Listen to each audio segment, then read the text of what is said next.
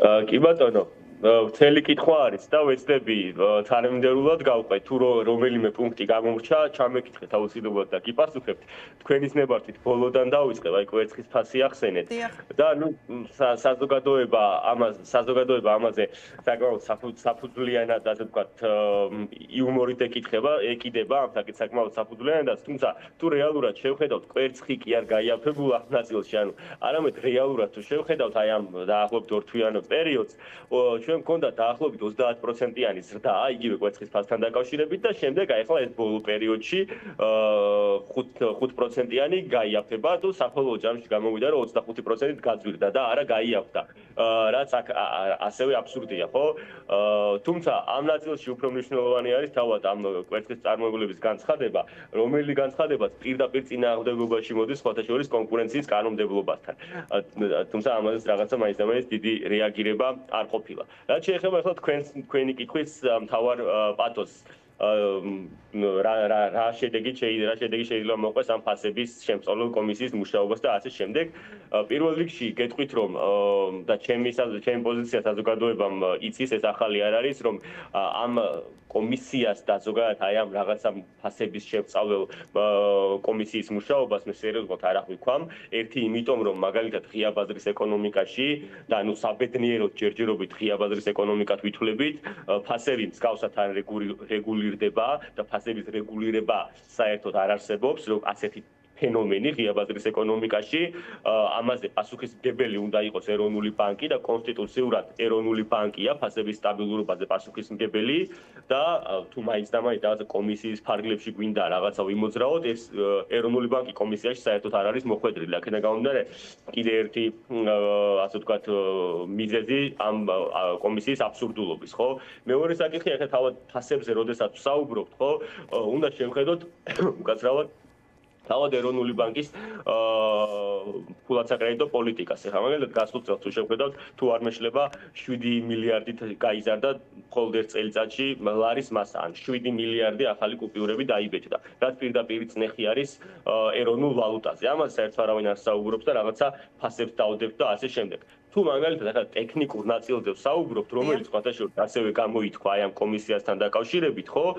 იქ დახლებზე განთავსების, ასე ვთქვათ, გადასახადით 15,000 ლარი და კეშბექები და ასე შემდეგ. კი, ასეთი ტექნიკური სახის პრობლემები არსებობს, ეს ნამდვილად პრობლემაა და ნამდვილად ფასებზე ამ ყველაფერს რეაგირება შეუძლია, თუმცა პირადად მე და ჩემი კოლეგებიც ამასთან დაკავშირებით ბევრი წლის განმავლობაში ვსაუბრობთ და ბევრი წლის განმავლობაში ბევრი წლის წინ გვაქვს ამაზე, ასე ვთქვათ, განცხადებები გაკეთებული და ამ პრობლემის შესახებ თუ ვინმეს აინტერესებდა ამ ქვეყანაში ეს პრობლემა, ეს ღია და საჯარო ინფორმაცია იყო და მარტო ჩემი რამდენიმე ათეული სტატია იძებნება ალბათ ზოგადად ამ თემასთან დაკავშირებით და ეხლა რატომ აღმოვაჩინეთ ეს პრობლემები რო არსებობდა და აქამდე სად იყო მთავრობა, აი ეს კითხვები იჩნდება და აქედან გამომდინარე აი ამ გარემოებების ერთობლიობიდან გამომდინარე და ამაზე დაყრდნობით ვამბობ რომ აი ამ კომისიის ზოგადად მუშაობა ჩემთვის აბსურდულ და ფასადურ ხასიათს ატარებს.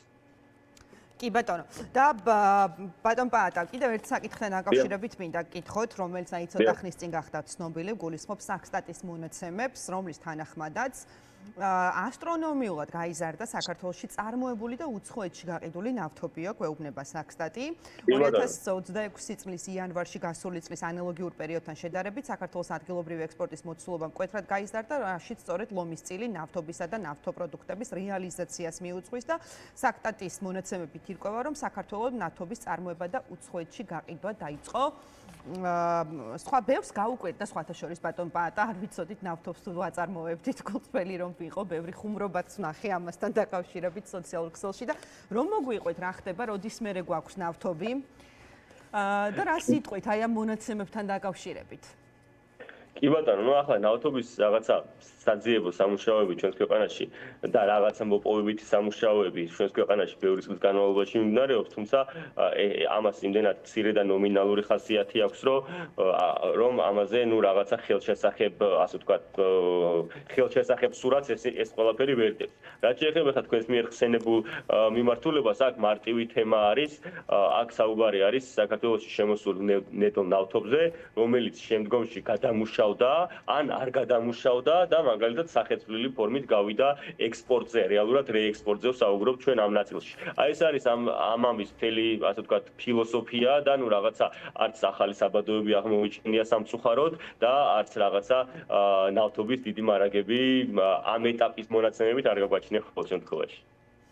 კი ბატონო, და შესაბამისად, ანუ ესეთი მასშტაბური ზრდა მაშინ რას უკავშირდება ეს მონაცემები წინა წელთან შედარებით? აი რამ გამოიწვია ის, რომ ამხელა სხვაობა არის? აი რაც გითხარით, ანუ ეხლა მაგალითად ჩვენ თუ შევხედავთ, მაგალითად ყულევის ნავთობგადამამუშავებელ ქარხანაში რამდენიმე, ასე ვთქვათ, ტანკერი შემოვიდა დატვირთული სხვადასხვა წარმომავლობის ნავთობით, მათ შორის იყო სხვადასხვა საეჭვო წარმომავლობის ნავთობებზე და საეჭვო წარმომავლობის გემებზეც საუბარი, რასთან დაკავშირებითაც ბევრი საერთაშორისო გამოცემა წერდა და აი ამ ნავთობის შემდგომში გადამუშავება შესაძლებელია მოხდა გადამუშავება და გავიდა როგორც ნავთობპროდუქტი ქვეყნიდან უკვე შემოვიდა ნეთლი ნავთობი და გავიდა როგორც ნავთობპროდუქტი, ან შესაძლებელია არც მოხდა მისი გადამუშავება და უბრალოდ სახეცვლილი ფორმით ექსპორტზე მოხდა მისი გატანა. აი ეს არის ამ სტატისტიკის, ასე ვთქვათ, ამ სტატისტიკის ამოცანის ამოხსნის მთავარი საშუალება. მეტი აქ განსხვავებული და რაღაცა რთულზე არაფერზე არ გვაქვს საქმე. კი ბატონო. და ბოლოსკენ ბატონ პატა ისევ პროდუქტებზე ფასების საკითხს მინდა დავუბრუნდე. აი მე ვახსენე, როდესაც პირველი შეკითხვა დაგისვით, რომ მაღაზიაში შესულ მომხმარებელს არავითარი სხვაობა და ცვლილება არ ხვდება თქო და იცით რა მინდა გკითხოთ, აი რამდენად შესაძლებელია აი ეს რაღაცა ხელოვნური ჩარევით მოხდეს ფასების შემცირება? ოღონდ შემცირება რა დონეზე? იცით ეს საგრძნობი იყოს, აი კვერცხის ფასით ყველად არ მიხსენებია და თქვენ თქვით აღნიშნეთ კიდეც, რომ საკმაოდ სამართლიანად და ობიექტურად ხუმრობდა ხალხი ამ საკითხზეო, ხომ? აი არ ვიცი, როგორ უნდა მოხდეს ეს, როგორ წარმოგიდგენიათ? რაღაცა იძულების წესით ხო არ დააწევინებენ პროდუქციაზე ფასებს, მწარმოებლებს და აი როგორ უნდა მოხდეს მაშინ? სად უნდა გამოინახოს სივრცე, რომელიც მომხმარებელი მარკეტში რომ შევა, აი აპრილი რომ ითქვა, რომ აპრილისთვის იგრძნობთო თუნდაც ნამდვილად იგრძნობს და დაინახავს სხვაობას არა 2, 3 და 5 თეთრში, არამედ ცოტა უფრო მეტ რაოდენობაში. კი ბატონო. ვეცდები მოკლედ გიპასუხოთ ამასთან დაკავშირებით. ნახეთ, ღია ბაზრის ეკონომიკაში ჩვენ გვაქვს ფასებზე ზემოქმედების რამდენიმე ძირითადი ბერკეტი. პირველი და უმთავრესი ბერკეტები ამ ნაწილში გააჩნია ცენტრალურ ბანკს. სწორედ ამიტომაც არის ცენტრალური ბანკი, მათ შორის კონსტიტუციურადაც ფასების სტაბილურობაზე პასუხისმგებელი. ცენტრალურმა ბანკმა უნდა მოახდინოს ზეწოლა ფასებზე, იმისთვის, რათა ის იყოს იმ თარგეტირებულ მაჩვენებელში მოქცეული, რომელიც თარგეტირებული მაჩვენებელი წინასწარ არის დადგენილი. მარტივად კიდევ უფრო რომ გავამარტივოთ, მაგალითად, თუ ჩვენ ლარის მასას შევზღუდავთ, თუ არ დაუბეჭდავთ ახალ კუპიურებს, მაგალითად, აი თუ არ მოვიქცევით ისე როგორც მოვიქცეთ გასულ წელს და ვახსენე კიდეც რომ 7 მილიარდი ლარი დაიბეჭდა მხოლოდ ერთ წელიწადში, რაც უდიდესი წნეხი არის ფასების დონეზე, თუნდაც კურსზე, თუ არ მოვიქცევით ასე, ჩვენ ფასების, ასე ვთქვათ, ფასებზე ზეწოლას შევამცირებ და ამ მიმართულებით ეს იქნება ერთ-ერთი მთავარი ნაბიჯი. მეორე მიმართულება ასევე ღია ბაზრის ეკონომიკაში ყველაზე კარგი და ბუნებრივი არის კონკურენცია და რაც მაღალია კონკურენცია, მით უფრო ჯანსაღია როგორც წესი ფასები. და მესამე ტექნიკური ხასიათის პრობლემები, რომელიც ტექნიკური ხასიათის პრობლემებიც ვახსენე მე დასაწყისში და ვისაც ამის მოგვარება უნდა და ბევრი წლის წინ შეიძლებოდა ამ ტექნიკური ხასიათის პრობლემების მოგვარება. აი ჩვენს რეალობაში ხო აი სამი სხვადასხვა ხასიათის პრობლემა გვაქვს, რომლის მოგვარებას პირველი ორის მოგვარება კომისიას ნამდვილად არ შეუძლია და ბოლო ის ტექნიკური ხასიათის პრობლემები, რომელიც მე ვახსენე, ამის მოგვარება კიდე კომისიის გარეშეც აქამდე დაინტერესებულ მთავრობას და ფისკალურ ხელისუფლებას აქამდე ძალიან მარტივად შეეძლო. კი ბატონო, იცით რა მინდა გკითხოთ, აი მაგალითად მერაბ ვასაძის კომენტარი მაქვს ახლა გახსნილი, რომელიც აი ამ ფასების კომისიაზე იმყოფება მწარმოებელი შპს ვასაძის პურის დამფუძნებელი და ესეთ რაღაცას ამბობს, რომ ქართულ ბაზარზე ჩვენი ძირითადი კონკურენტია რუსული, უკრაინული და თურქული საქონელი, რომელიც უფრო იაფად შემოაქვთ და ინტერესი რომ ჩვენი პროდუქცია დახზე იდოს, ფაქტობრივად აღარ არისო, ამით პასუხობს აი კობახიძემ რო თქვა, რომ რაღაცა ქართულ წარმოებას უფრო უნდა მივაქციოთო მოკლედ ყურადღება და უფრო მეტი შევთავაზოთო მომხმარებელს. რამდენად არის ეს ფაქტორი, აი რაზეც საუბრობს თავად ვასაძე, რომ ვინაიდან რაღაცა დაბალფასში კონკურენტები ყავს მას რუსეთიდან, უკრაინიდან, თურქეთიდან, ამიტომ ქართული პროდუქციის წარმოება დახლზე უბრალოდ ქართული პროდუქცია რომ იყოს წარმოდგენილი, რომ არ არის რაღაცა კონკრეტული მარკეტების პრიორიტეტები. კი ბატონო, ნახეთ, მე არ ვიცი რა პროდუქციაზეა საუბარი, როგორც ახსენეთ, პურია, მაგრამ აი ხო წარმოვიდგინეთ. კი ბატონო, ახლა თქვენ წარმოვიდგინეთ, პური, რომელიც იწარმოა სხვა ქვეყანაში, მისი იმპორტირება მოხდა X მესამე ქვეყანაში და შემდგომში მან გაიარა სხვადასხვა ლოჯისტიკური ხაზები და მაინც ადგილობრივ წარმოებაზე უფრო იაფიღებს, ესე იგი ეს ნიშნავს ერთადერთ რამეს, რომ ადგილობრივი წარმოება არის არარენტაბელური. ან რაღაცა სერიოზულ პრობლემასთან გვაქვს საქმე. აქედან გამომდინარე ყველაფერი ნათელია და კიდე ერთს დავამატებ, რომ თუ მაგალითად ადგილობრივი წარმოების ხელშეწყობაზე არის საუბარი, ხო? ძალიან მარტივი ამ მიმართულებით ველოსიპედის გამოგონება არ არის საჭირო, მაგალითად ევროპაში თქვენ თუ პირველადი მოხმარების პროდუქტებზე DHG-ს გადასახადს შეხედავთ, დაინახავთ, რომ 4-დან 5%-მდე მერყეობს პირველადი მოხმარების პროდუქტებზე და აქ იგულისხმება ძის პროდუქტები, ხორცი, პური და ასე შემდეგ. აი ასეთ პროდუქტებზე DHG-ს გადასახადი მერყეობს 4-დან 5%-მდე და ჩვენთან ამ მიმართულებით გვაქვს 18%. აქედან გამომდინარე, ახლა თუ ვინმეს რაღაცა ადგილობრივი წარმოების ხელშეწყობა უნდა, ამაზე მარტივი ბარიერი არ არსებობს, ხო? შესაძლებელია ამისი დაწევა მაგალითად იგივე ევროპულ ნიშნულამდე და ეს უდიდესი შეღავათი იქნება ადგილობრივი წარმოებისთვის, რა საჭიროა ველოსიპედის გამოგონება და რაღაცა ისეთი რაღაცა ასტრონომიულ გადაწყვეტილებებზე საუბარი.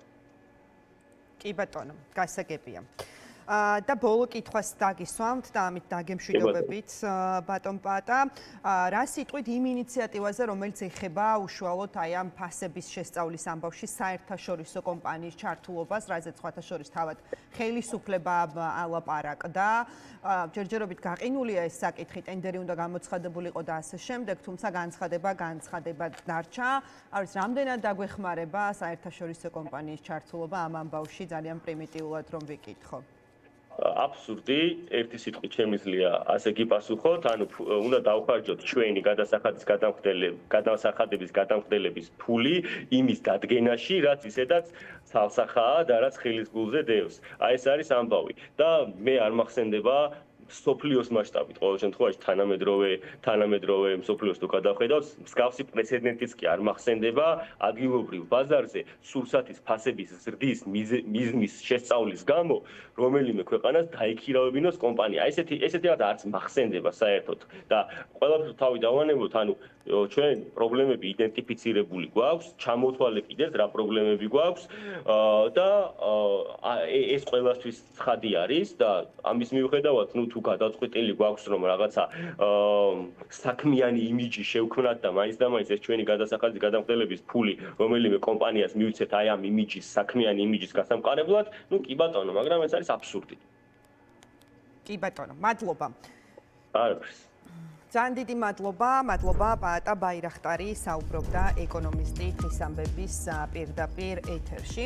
და კიდევ ერთი საკითხი, რომელზეც უნდა მოგიყვეთ. მეზობელი ქვეყნებიდან რუსული ჯარების გაყვანის მოთხოვნა ეხება ევროკავშირის ინტერესებს უსაფრთხო და სტაბილური ევროპის შესახებ, ასე უპასუხა პუბლიკა